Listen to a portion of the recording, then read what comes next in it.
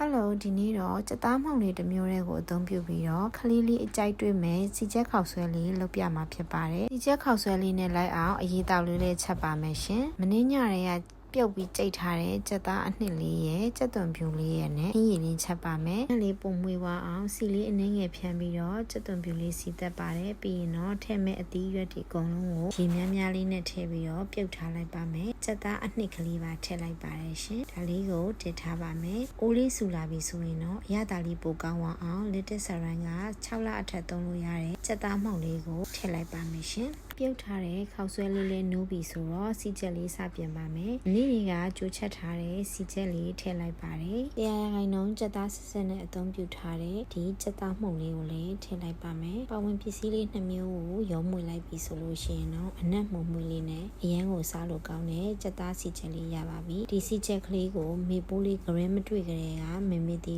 လှုပ်ကြွေတာဒါနဲ့ဆို9ခါ10ခါလောက်ရှိပြီပေါ့နော်။အမြင်ဆန်းဆန်းလေးနဲ့ကလေးစားကျင်စပွဲဖြစ်အောင်လို့ပြင်ဆင်လိုက်ပါတယ်။မေပိုးလေးကပြောင်းမှုလေးအရန်ကြိုက်တော့ပြုတ်ထားတဲ့ပြောင်းမှုလေးပါထည့်လိုက်ပါတယ်ဒီစက်သားမှုန့်လေးနဲ့လွယ်လွယ်ကူကူမနှက်စာမှာပဲကလေးကိုစီချက်ပဲလှုပ်ကြွေကြွေခုလိုနှိမ့်လည်စာအတွက်ပဲပြင်ပေးပြီးအဆင်ပြေတဲ့စက်သားမှုန့်လေးတစ်မျိုးကိုမမေတို့ကိုလက်တို့လိုက်ပါတယ်နော်မမေတီကတော့စက်သားမှုန့်ကိုဒါနဲ့ဆိုရင်3မျိုးလောက်ပြောင်းပြီးသုံးမှုတယ်ပေါ့နော်သူ့ရဲ့ပါဝင်တဲ့ပမာဏနဲ့ဈေးနှုန်းနဲ့ကလည်းချက်နဲ့ကြိုက်တယ်မှုန့်လို့မမေတီကတော့ဒီစက်သားမှုန့်လေးကိုကြိုက်နေပါတယ်လက်ဆောင်ရထားတဲ့ဖနက်ကိုလည်းချက်ချင်းကောက်ဝတ်ပြီးတော့ပေါ့နော်အမှထမင်းနေစားပါတယ်ဒီပိုးကြိုက်မကြိုက်ကတော့ဒီမြင်တဲ့အတိုင်းပါပဲရှင်ဒီမှာဆိုလို့ရှိရင်တော့ဒီနေ့ရဲ့ဗီဒီယိုလေးကဒီလောက်ပါပဲနောက်ဗီဒီယိုမှာပြန်တွေ့ပါမယ်တတား